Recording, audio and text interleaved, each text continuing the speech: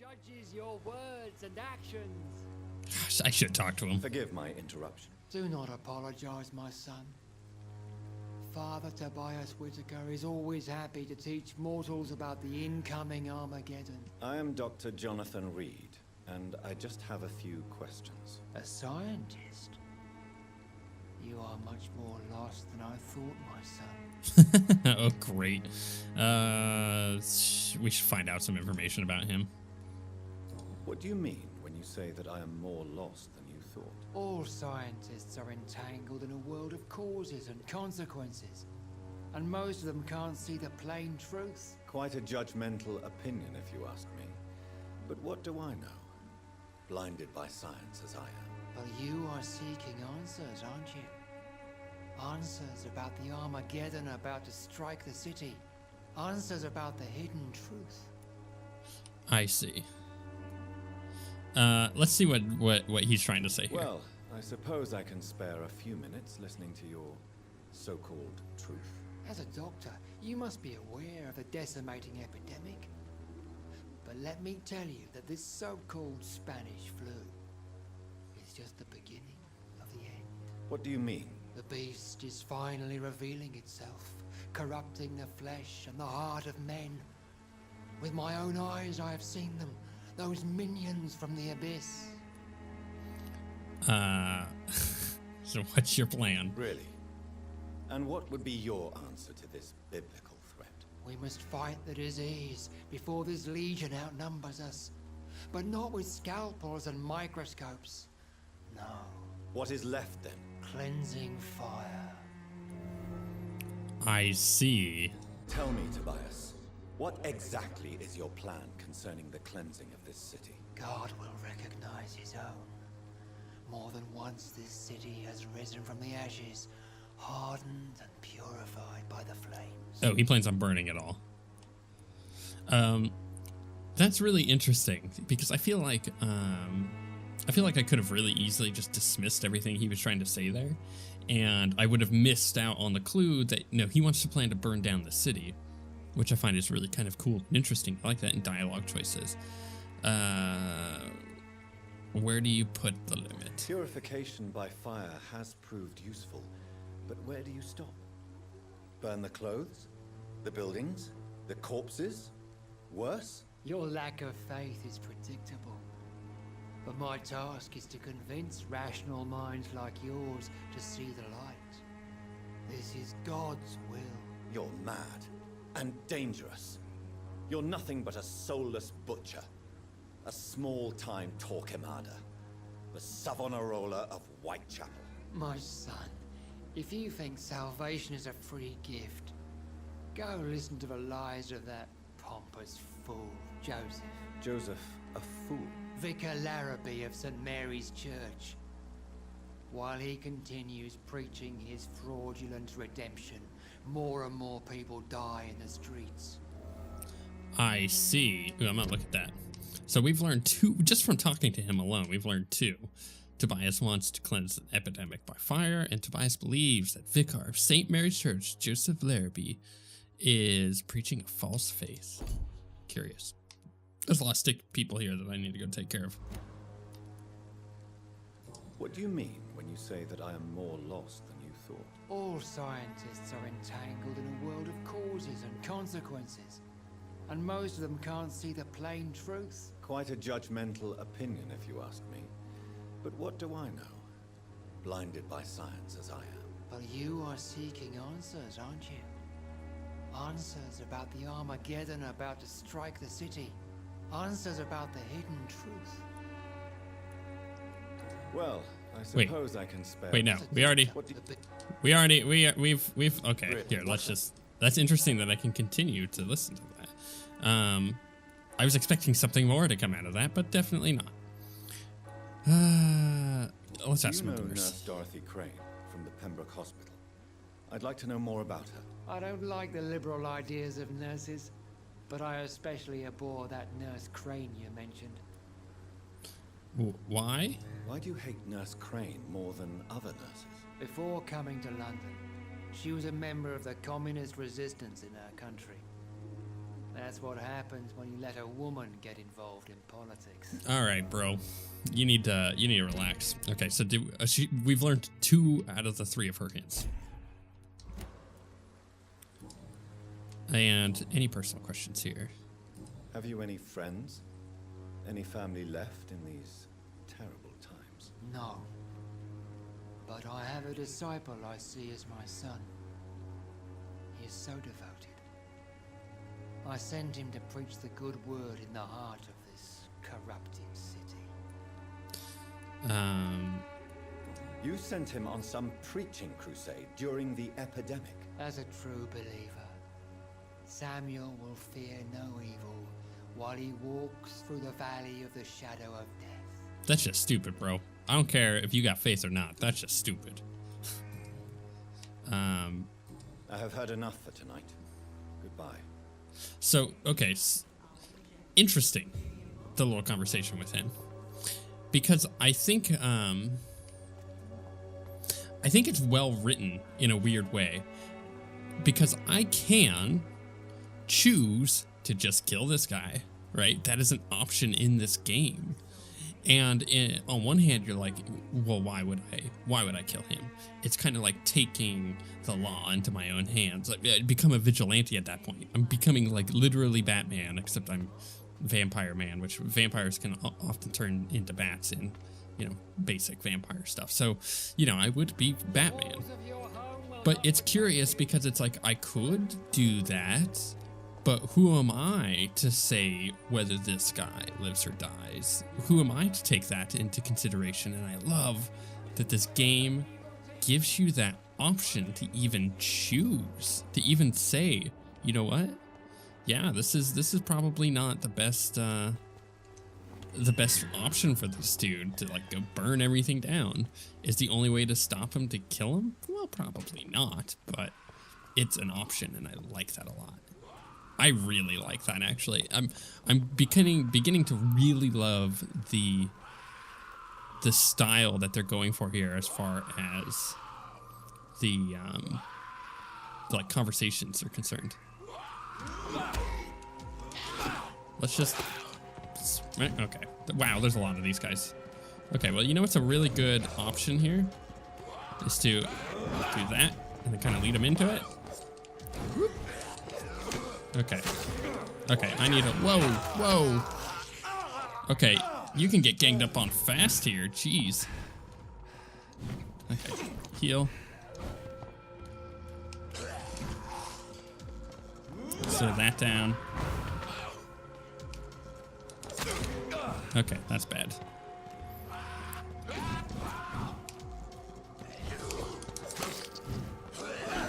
Oh, come on. Heal up. Oh gosh, the target switching is something I need to get used to. I'm not used to fighting multiple enemies here.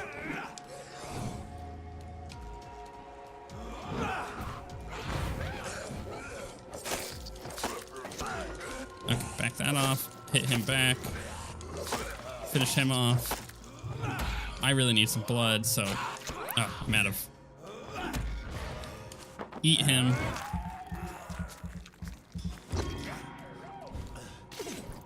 Heal up. I wouldn't mind getting another bite off of him if I can, but how risky is that? I have to make a choice. Like, do I need more blood? I do. Oh, come on. Now I'm just basically using all that blood to heal again.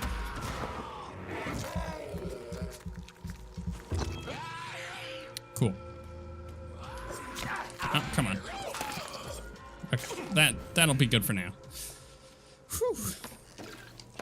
I do like that the game has a lot of choices available in it, whether it's choices in who lives and who dies and how you decide whether or not you are the person who's in charge of that, or whether it's the choices in combat like you just saw there. Like I had to choose, do I want to stick around and get more blood? It's cool. Influenza, yep. Okay. Just gonna follow these markers over here. I don't see any more loot, although, it'd probably be pretty good to Find Richard in the area. Okay. Is he in the graveyard? Because this is spooky. Hello, are you Richard? Good evening, sir. I'm Dr. Reid. I would like to ask you a few questions. Please be my guest. Although I may not be the best informant regarding this part of town, my words speak about that which the eyes cannot see. Really? Are you an artist of some kind? I'm a poet, sir. Richard Nethercott, at your service. I see. Let's ask him some questions first before we jump right in. What are you doing here at night, you creeper? May I ask what you're doing at this hour of night, sir? Do you live here? Not at all. I'm just enjoying the pleasure of a quiet walk. Though night talks are always preferable, if you ask me. Especially with strangers. This guy's already creepy. But are you not afraid of the epidemic? Oh, why should I? I see some equity in the Spanish flu. No flesh should be saved, say the scriptures. Good or evil, rich or poor, all are equal in the eyes of the flu. If you say so. But as a physician in a time of epidemic, I must caution you to avoid unnecessary exposure, sir. Thank you, Doctor. But we both know the seeker of truth has to go boldly where the weak dare not. I mean, I guess. All these people are dumb. What are your thoughts on the terrible situation in this city? Terrible, you say? No. Of course, the death of so many innocents is a tragedy. But the scourge has not been all bad for the city. Oh, no, sir. What are you talking about? Do you remember London before the flu? Noisy, cacophonic, quiet nowhere to be found. And now, listen to this oddly peaceful silence. Creepy. I only see dreadful disease. Quite a unique point of view. Or peaceful silence. Really? Yeah, true. Peaceful. That's quite an unusual way to speak about the epidemic. And very inappropriate, I must say. Most people fail to understand my perspective. I don't blame them. But how could I call myself a poet if I veiled my feelings? Okay, this guy. Are you aware that your life could be in danger in this part of town? But this is where I must be to feel the real beat of the city. I had to come, see it for myself, alone. I mean, I guess. I understand your need for solitude, but it's not safe around here. I don't care. I don't have many friends, Doctor, and my family despises me. Well, I don't see why. I mean, you're a lovely dude. If some misfortune came upon you, who would be here to help you? Well, you for a start, my dear Doctor. I see. Let's go back. Let's ask him. Does he have any personal questions? Yes. Tell me, Mr. Nethercott, why seek inspiration in Whitechapel? The place is not beautiful per se, but how to explain it? Stirring and challenging. Okay. Do you not think it a little morbid? On the contrary, sir. Whitechapel is full of life, full of beauty. Just like my dear muse, the wonderful Camellia. What can you tell me about Camellia? Not much. And that's the beauty of it.